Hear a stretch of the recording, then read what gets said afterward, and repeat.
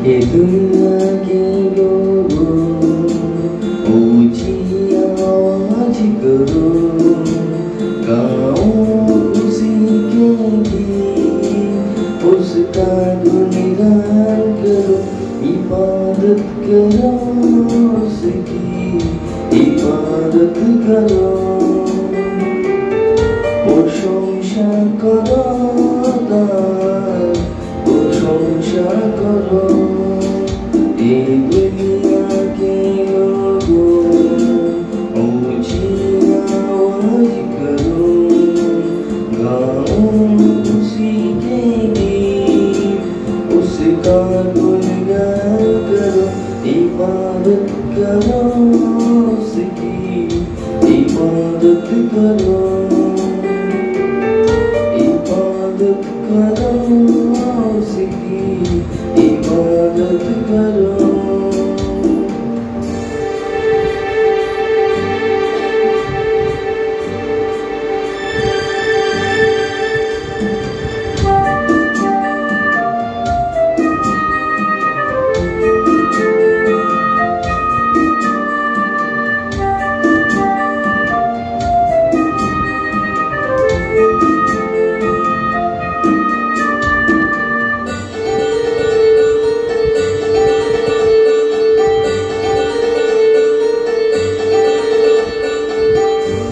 याद रखोगे वही एक खुदा ने हमको उसी ने जीवन दिया है।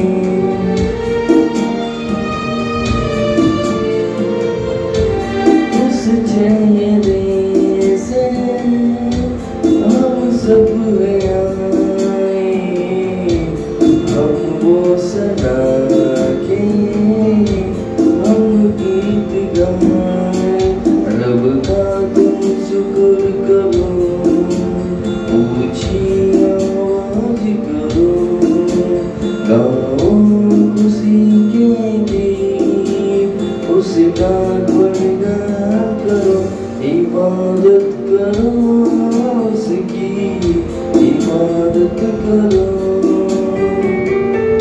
इबादत करो उसकी, इबादत करो।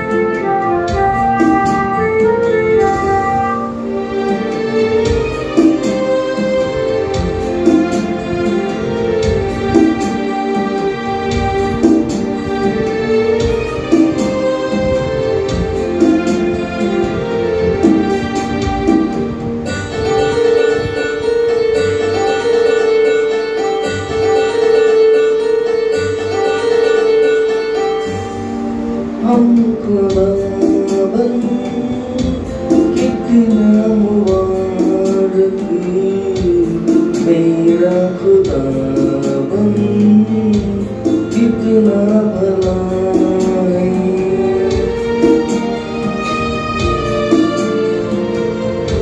रहमत है उसकी सदियों पुरानी, वफा का से यही सिलसिला, उस पर ईमान धरो, उस पर गुणगान चलो,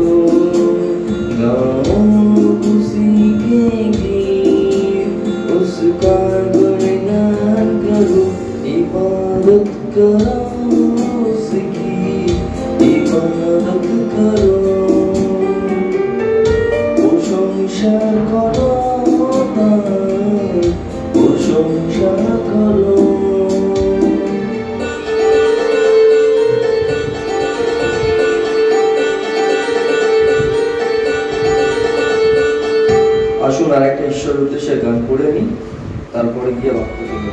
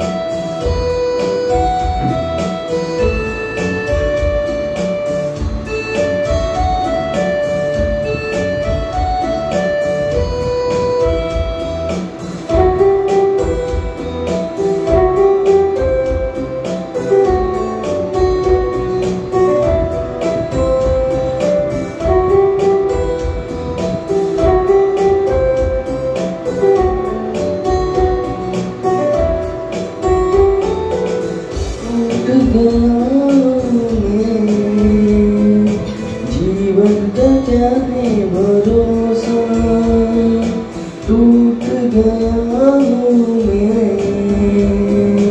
जीवन का क्या है भरोसा, धोखे पे धोखा है सारा जहां। जाऊँ तो जाऊँ कहाँ, जाऊँ तो जाऊँ कहाँ। पवित्र आत्मा मेरे दिल में आ, पवित्र आत्मा मेरे दिल में आ।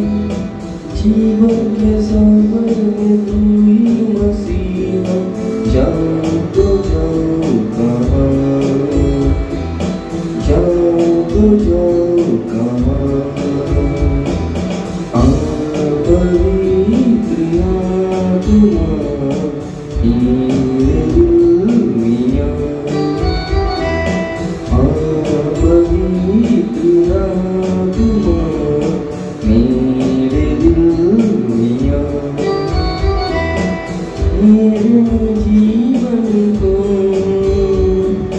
तू ही चला, मेरे जीवन को तू ही चला।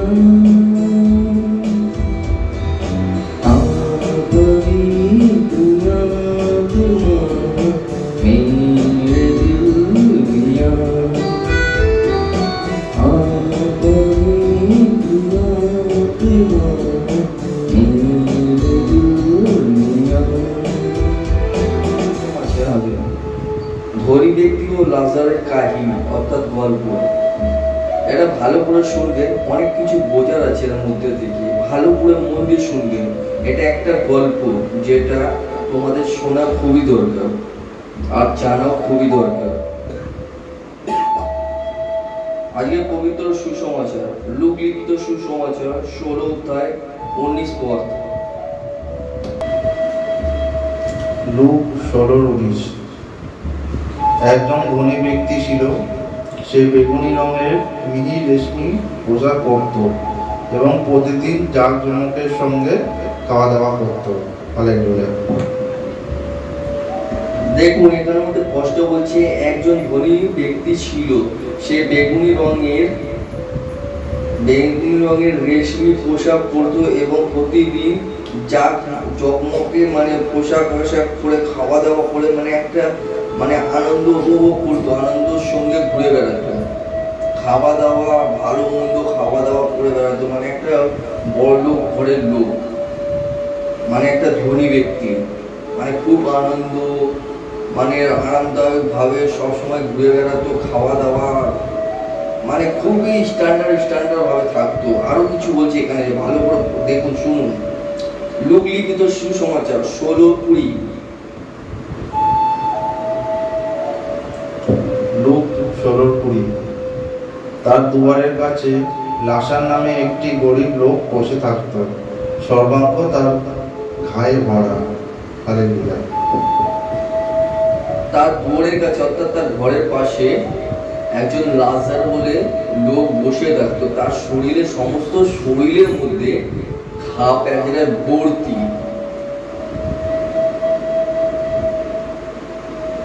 লুক 16:21। লুক 16:21। সেই ধনীর টেবিল থেকে পড়ে যাওয়া খাবারের টুকরোগুলো দিয়েই সে পেট ভরাতো, কুকুরেরা এসে তার ঘা চাটত। হালেলুয়া। সেই ধনী ব্যক্তি যা খেত, তার টেবিলের থেকে যে টুকরোগুলো পড়তো অথবা ইটো কাটা যা পেত, সেটা খেয়ে তার পেট ভরাতো। এবং কি করতো, কুকুরা এসে তার ঘা প্যাঁচড়াগুলো চাটত। তার সারা শরীরে ঘা ছিল, সেই ঘাগুলো চাটত। আমি কিন্তু কোশ্চেন করবো, পাঠ করে যাকে দেখবো যে শুনছে না ভালো করে, আমি তাকে প্রশ্ন করবো। যদি না পেরেছো তাহলে কিন্তু তোমাকে এখানে দাঁড় করে বাক্য বলতে হবে, আমি বলে দিচ্ছি। লুক 16:22। লুক 16:22। একদিন সেই গরিব লোকটি মারা গেল, স্বর্গদূতেরা তাকে নিয়ে গিয়ে আব্রাহামের কোলে বসিয়ে দিলেন। সেই ধনী লোকটিও একদিন মারা গেল এবং তাকে কবর দেওয়া হলো। আমিন। কি বললে এখানে? একদিন সেই গরিব লোকটি মারা গেল, স্বর্গদূতেরা তাকে নিয়ে গিয়ে আব্রাহামের কোলে বসিয়ে দিলেন। সেই ধনী লোকটিও একদিন মারা গেল এবং তাকে কবর দেওয়া হলো। তারপরের ঘটনা দেখুন, দুজনেই মারা গেছে, ধনী ব্যক্তিও মারা গেছে, ধনী যারা টাকা করে ধন্দৌলত আছে যাদের, সেও মারা গেছে। যে গরিব অর্থাৎ সেই লাজার, যার দুয়ারের কাছে বসে থাকতো, ঘা প্যাঁচড়া ভর্তি, তার ইটো কাটা খেত, সেও মারা গেছে। যে গরিবটা মারা গেছে, সেই গরিবটাকে আব্রাহামের কোলে নিয়ে গিয়ে বসিয়ে দিয়েছে কে? স্বর্গদূতেরা। আর সেই ধনী ব্যক্তি মরে গেছে, তাকে কবর দেওয়া হয়েছে। তারপরের ঘটনাটা দেখি, লুক 16:23। লুক 16:23। নরকে নিদারুণ যন্ত্রণায় অস্থির হয়ে সে চোখ তুলে তাকালো এবং দূর থেকে আব্রাহাম ও তার কোলে লাজারকে দেখতে পেল। হালেলুয়া। Praise the Lord. কে তাকালো? নরক থেকে, দূর থেকে কে দেখলো? নরক থেকে সেই ধনী ব্যক্তিটা। কাকে দেখতে পেল? সেই লাজারকে আব্রাহামের কোলে বসে দেখতে। তারপরের ঘটনাটা পড়ো, লুক 16:24। লুক 16:24। সে তখন চেঁচিয়ে বলল, পিতা আব্রাহাম, আমার প্রতি দয়া করুন, লাজারকে এখানে পাঠিয়ে দিন। সে এসে আঙুলের ডগায় করে জল দিয়ে আমার জিভ শীতল করে দিন। এই আগুনে আমি বড় যন্ত্রণা ভোগ করছি। হালেলুয়া। সেই ধনী ব্যক্তিটা চিল্লিয়ে উঠেছে আর বলছে, পিতা আব্রাহাম, লাজারকে আমার কাছে পাঠিয়ে দিন। সে আঙুলের ডগা থেকে আমার জিভটা ভিজিয়ে দিন। মানে সেই আগুনের মধ্যে যখন জ্বালা পোড়া করছে, এত কষ্ট সহ্যর বাইরে হয়ে যাচ্ছে। ও খালি বলছে, আব্রাহামের কাছে বিনতি করছে যে একবার অন্তত ওকে পাঠিয়ে দিন, অন্তত একটুকুনি হলে পরে আমার ওরা আঙুলের ডগা থেকে একটু জল আমাকে দিই, একটু হলেও আমাকে জল দিক, এত পিপাসা লেগেছে। কারণ ও সহ্য করতে পারছে না, সেই আত্মা ওই নরকের যন্ত্রণা সহ্য করতে পারছে না, সেই ধনী ব্যক্তির আত্মাটা। তার জন্য ওই ধনী ব্যক্তির আত্মাটা আব্রাহামকে বিনতি করছে যে অন্তত ওই লাজারকে আমার কাছে পাঠিয়ে দিন, ও আঙুলের ডগা থেকে অন্তত আমাকে এক ফোঁটা জল দিক, আমার জিভটা অন্তত ভিজিয়ে দিন, কিছুটা অন্তত রেহাই পাবো, কিছুটা শীতলটা ভাব আসবে জীবের মধ্যে। তাহলে বুঝতে পারছো? তার জন্য কথাটা মানে হচ্ছে, তোমাদের যতই ধন সম্পদ দৌলত যা কিছু আছে সব এই জগতের মধ্যেই আছে, এই জগতেই রেখে দিতে হবে। তোমার যা কিছু আশা পোশাক যা কিছু আছে সব এই জগতেই রেখে যেতে হবে, কিছু তুমি নিয়ে যেতে পারবে না। তুমি যত সুখ ভোগ করে নেবে এই জগতে করে নেবে, ওই জগতে গিয়ে তোমাকে নরভোগ করতে হবে। কারণ তোমার সমস্ত কিছু থাকতেও তুমি কাউকে সাহায্য করবে, তোমার সমস্ত কিছু থাকতেও তুমি কিপটাও পানা করেছো, তোমার সমস্ত কিছু থাকতেও তুমি হেল্পের নামে নিন্দা করেছো।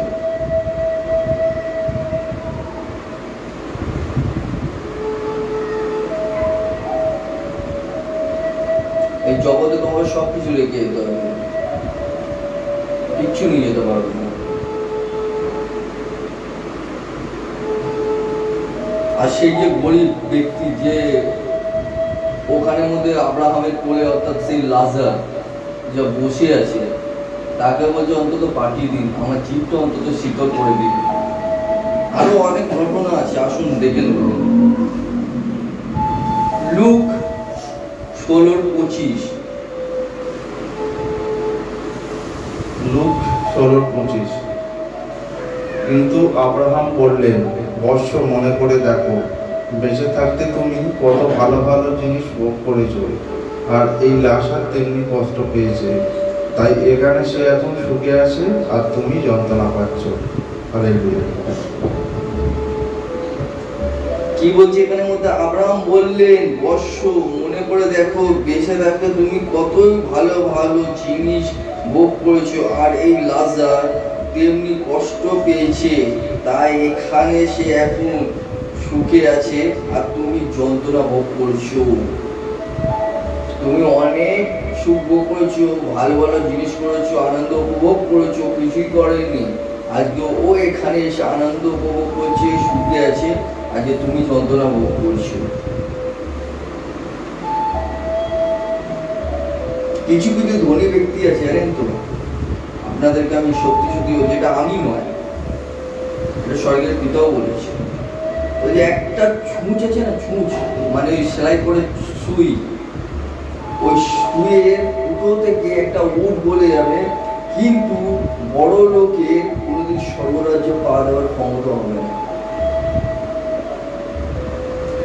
এটা সম্ভব হয়ে যেতে পারে, একটা ছুঁচের মধ্যে থেকে একটা উট বলে যাওয়ার মতন ক্ষমতা হয়ে যেতে পারে, ওটা সম্ভব হলেও হতে পারে, কিন্তু একটা বড় লোক মানুষ কোনোদিনও স্বর্গরাজ্যে ঢুকতে পারবে না, এটা অসম্ভব হয়ে যাবে তাদেরকে। কেন? কারণ তারা টাকার দিকে অন্ধ হয়ে গেছে। তাদের কাছে টাকাটা সর্বোপরি, ঈশ্বর সর্বোপরি নয়। টাকাটা হয়ে গেছে তাদের কাছে সব থেকে বেশি ধন, টাকাও হচ্ছে ওদের কাছে ঈশ্বর। যেখানে খাদ্য, যেখানে টাকা, সেখানে ওরা। ওই জন্য বলছে যে বড় লোকের স্বর্গরাজ্যে যাওয়া অসম্ভব, কিন্তু একটা উট সূচের ফাঁক দিয়ে গড়ে যাবে, এটা সম্ভব।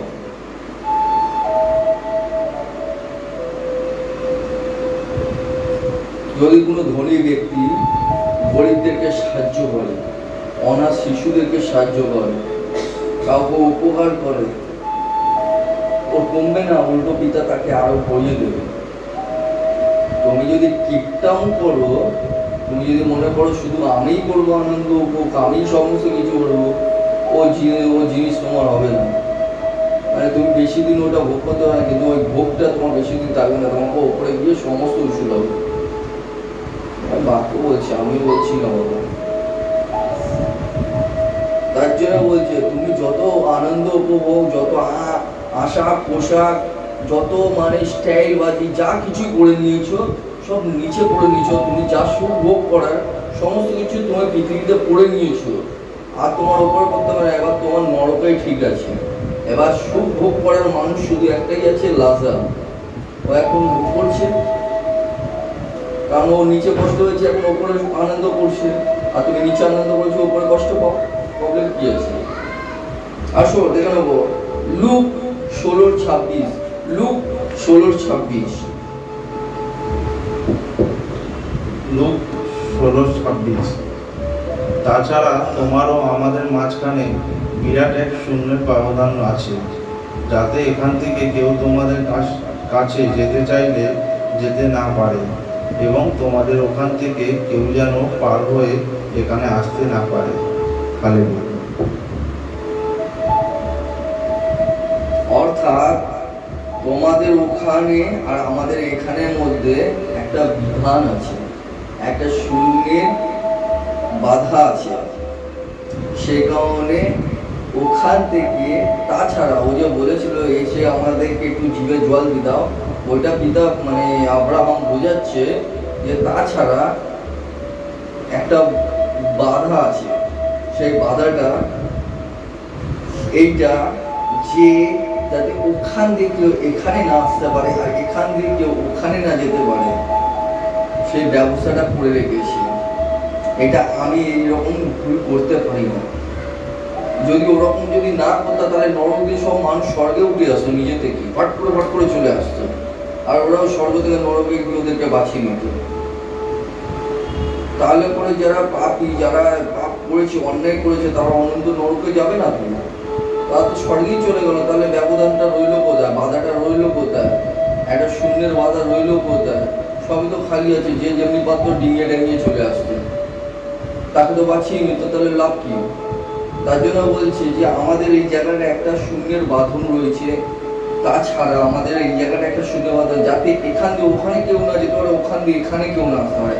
আর তুমি যা কর্ম করেছো তার ফলে তোমাকে ভোগ করতে হচ্ছে, এই যা কর্ম করেছি এর ফলে এখানে ভোগ করতে হচ্ছে। এইটাই হচ্ছে তার ব্যবধান। কারণ তুমি যা যেরকম কর্ম করবে তার ফল তাকে সেরকমই করতে হবে। রুলস।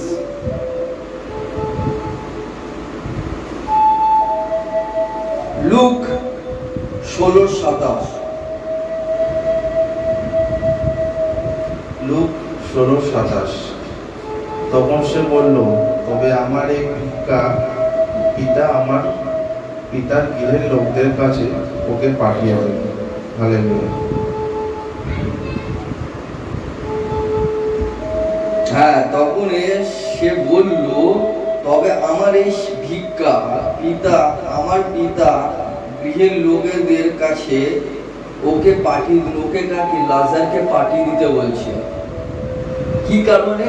না, যে নরক ভোগ করছে, যে অন্যায় করবে সে নরক ভোগ করবে, আর এটা নির্ধারণ যন্ত্রণা, আর এই যন্ত্রণা ভোগ করা অত সম্ভব নয়, খুব কষ্টকর, খুব যন্ত্রণাদায়ক।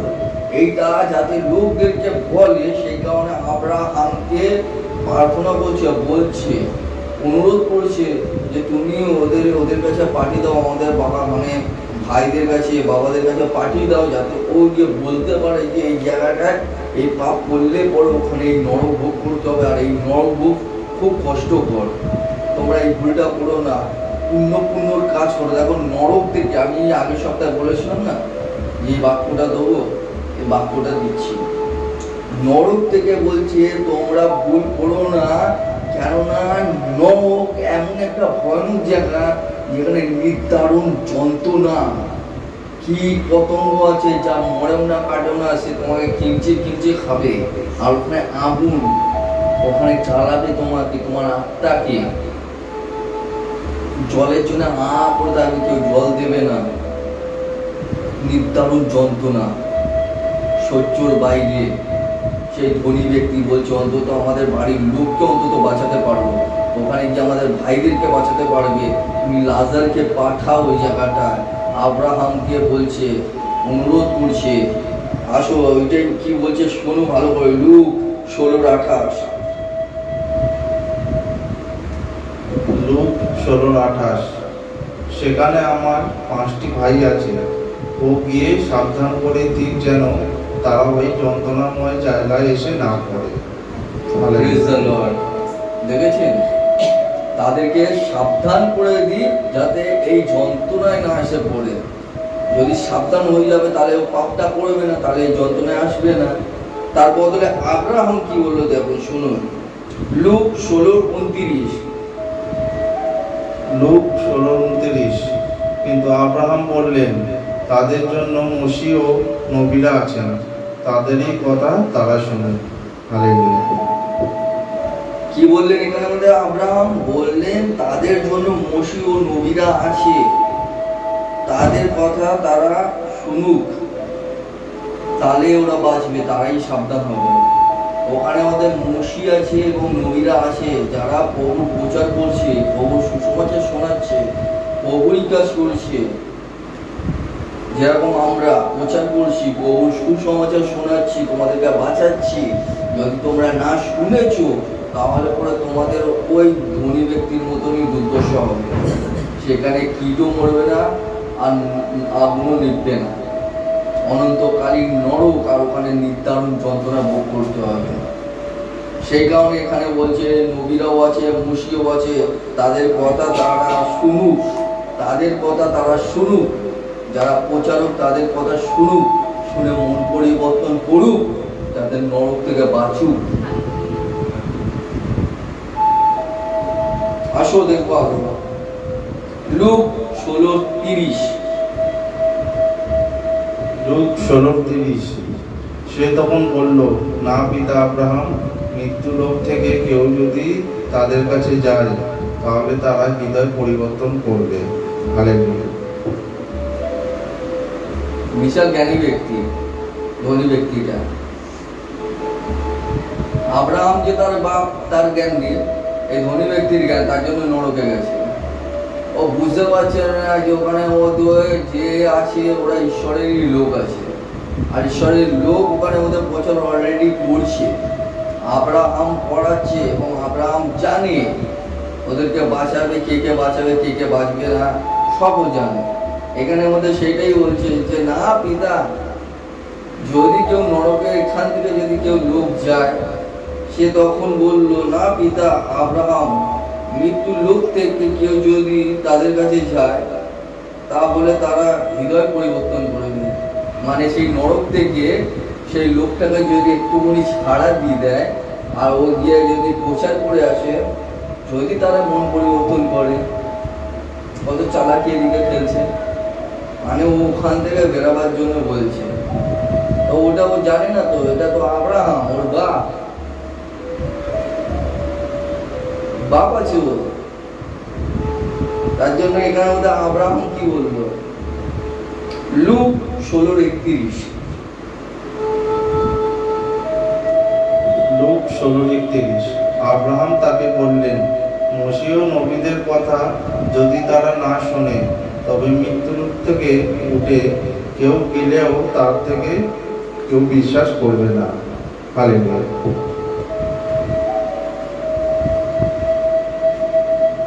বুদ্ধিমান ছিল ধনী লোকটা, যদি নরক থেকে আমি একটুখানি রেহাই পাই, যদি গিয়ে আমি একটু প্রচার করে আসতে পারি, যদি একটুখানি আরাম পাই, ও গিয়ে প্রচার করে আসবে, মানে হাঁ করলে পরে কার কি বলতে চাইছে সে তো বাপ বোঝে না। সেই কারণে ঈশ্বর ওরকম বলেছে যে আব্রাহাম তাকে বললেন মসীহ ও নবীর কথা যদি তারা না শোনে, তবে মৃত্যু লোক থেকে কেউ যদি উঠেও গেলে, কেউ মানে সেই গরিব ব্যক্তিটাও যদি উঠেও যায়, যে বলে তাহলে তাদেরও শুনবে না, বিশ্বাস করবে না, বিশ্বাস করবে না, তাদের কি না কি বলে বসবে, কোনো ঠিক আছে, বিশ্বাস কি করবে? তুমি ঈশ্বর সুসমাচার শোনাচ্ছ, তুমি মানুষ, তুমি যা করছো, তোমার কথা যদি না বিশ্বাস করলো, একজন আত্মা যদি ওখানে প্রেতাত্মার মতন কোন একটা বস্তু দিয়ে যদি প্রচার করে, হঠাৎ করে যদি বলে কেউ কেউ কথা বিশ্বাস, অত ভূত প্রেত বলেই ভয়তে সব পালিয়ে যাবে, বলে ওই শয়তান এসছে, ভূত এসছে, প্রেত এসছে, সব বলে পালিয়ে যাবে, তো আগে ভয় ঢুকে যাবে ঘরের মধ্যে। এই কারণে সেইটাই বলছি যে এখান থেকে যদি নরক থেকে ওখানের মধ্যে মুশি আছে, নবীরা আছে, যদি ওদের কথাই যদি মানুষ না শুনে মন পরিবর্তন করে, তাহলে নরক থেকে কোনো মানুষ যদিও বা যায় তাও মন পরিবর্তন হবে না, কারণ ওদেরই শুনবে না তো এদের কি করে শুনবে? বোঝা গেল? আসুন, বাক্য এই পর্যন্তই। সকলকে জয় যিশু। বাক্য সম্পূর্ণ হলো।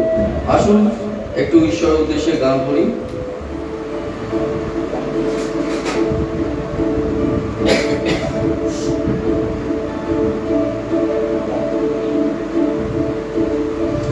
मत कहो खुदा से मेरी मुश्किलें बड़ी हैं, मत कहो खुदा से मेरी मुश्किलें बड़ी हैं, ये मुश्किलों से दूर मेरा खुदा बड़ा। आदिया तो कर उनका खैर मकदम, आदिया तो कर उनका खैर मकदम, तूफान से ही तरने खुदा ने तुझे कराई। ये मत कहो खुदा से मेरी मुश्किलें बड़ी हैं, ये मुश्किलों से दूर मेरा खुदा बड़ा है।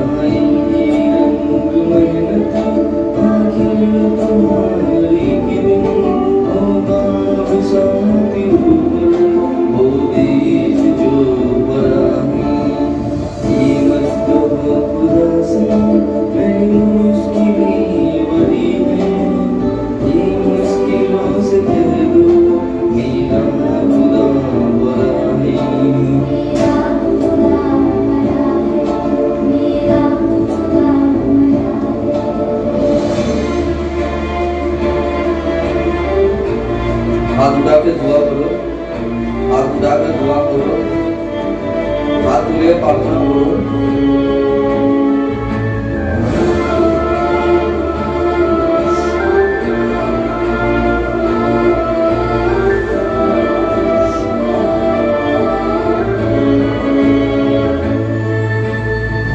सर्वशक्तियों से जब साथी है हमारे, वो सर्वशक्तियों से जब साथी है हमारे, हर